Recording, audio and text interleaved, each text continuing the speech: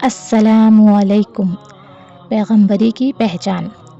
دیکھیں، جس طرح دوسرے علوم و فنون کے باکمال لوگ ایک خاص قسم کا ذہن اور ایک خاص قسم کی طبیعت لے کر پیدا ہوتے ہیں، اسی طرح پیغمبر بھی ایک خاص قسم کی طبیعت لے کر آتے ہیں۔ ایک پیدائشی شاعر کا کلام سنتے ہی ہم کو یہ معلوم ہو جاتا ہے کہ یہ شاعر کی خاص قابلیت لے کر پیدا ہوا ہے، کیونکہ دوسرے لوگ خواہ کتنی ہی کوشش کریں ویسا شعر نہیں کہہ سکتے۔ اسی طرح ایک پیدائشی مقرر، ایک پیدائشی انش پرداز، ایک پیدائشی موجد، ایک پیدائشی لیڈر بھی اپنے کارناموں سے صاف پہچان لیا جاتا ہے، کیونکہ ان میں سے ہر ایک اپنے کام میں غیر معمولی قابلیت کا اظہار کرتا ہے جو دوسروں میں نہیں ہوتی۔ ایسا ہی حال پیغمبر کا بھی ہے۔ اس کے ذہن میں وہ باتیں آتی ہیں جو دوسرے لوگوں کے وہم و گمان میں بھی نہیں ہوتی۔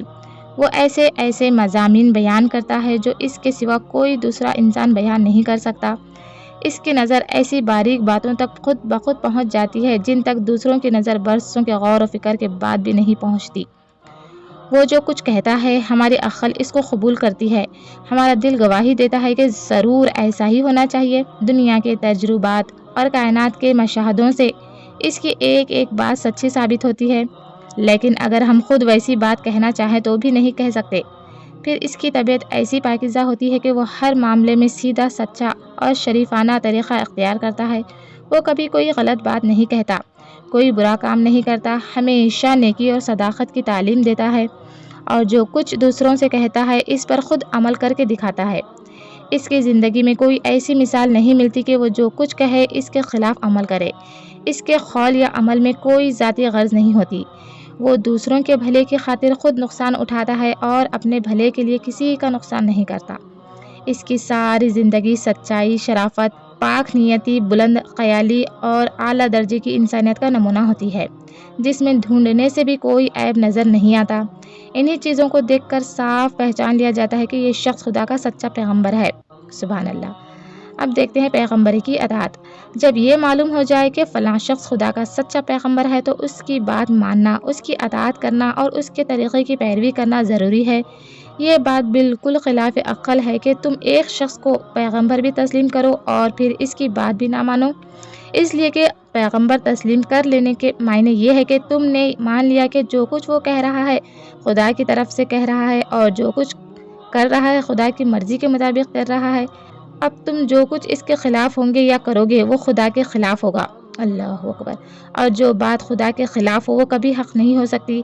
لہٰذا کسی کو پیغمبر تسلیم کرنے سے یہ بات خود بخود لازم ہو جاتی ہے کہ اس کی بات کو بے چوں و چرا مان لیا جائے اور اس کے حکم کے آگے سر جھکا دیا جائے، خواہ اس کی حکمت اور اس کا فائدہ تمہاری سمجھ میں آئے یا نہ آئے۔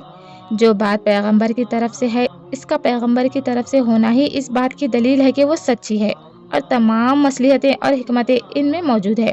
اگر تمہاری سمجھ میں کسی بات کی مصلحت نہیں آتی تو اس کے معنی یہ نہیں کہ اس بات میں کوئی خرابی ہے، بلکہ اس کے معنی یہ ہے کہ خود تمہاری سمجھ میں کوئی خرابی ہے۔ جو شخص کسی فن کا ماہر نہیں ہے، ظاہر ہے وہ کسی فن کی باریکیوں کو نہیں سمجھتا، لیکن وہ کتنا بیوقوف ہوگا اگر وہ ماہر فن کی بات کو محض اس وجہ سے نہ مانے کہ اس کی سمجھ میں وہ بات نہیں آتی۔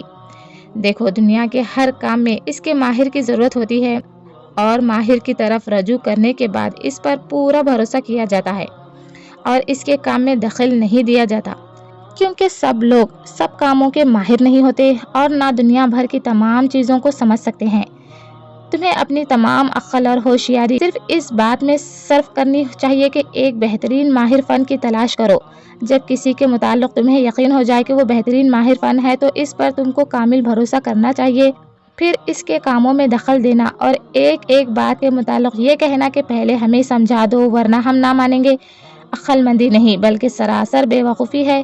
کسی وکیل کو مقدمہ سپرد کر دینے کے بعد تم ایسی حاجتیں کرو گے تو وہ تمہیں اپنے دفتر سے نکال دے گا۔ کسی ڈاکٹر سے تم اس کی ایک ایک ہدایت پر دلیل پوچھو گے تو وہ تمہارا علاج چھوڑ دے گا۔ ایسا ہی معاملہ مذہب کا بھی ہے۔ تم کو خدا کا علم حاصل کرنے کی ضرورت ہے۔ تم یہ جاننا چاہتے ہو کہ خدا کی مرضی کے مطابق زندگی بسر کرنے کا طریقہ کیا ہے۔ تمہارے پاس خود ان چیزوں کو معلوم کرنے کا کوئی ذریعہ نہیں ہے۔ اب تمہارا فرض ہے کہ خدا کے سچے پیغمبر کی تلاش کرو۔ اس تلاش میں تم کو نہایت ہوشیاری اور سمجھ بوجھ سے کام لینا چاہیے، کیونکہ اگر کسی غلط آدمی کو تم نے پیغمبر سمجھ لیا تو وہ تمہیں غلط راستے پر لگا دے گا۔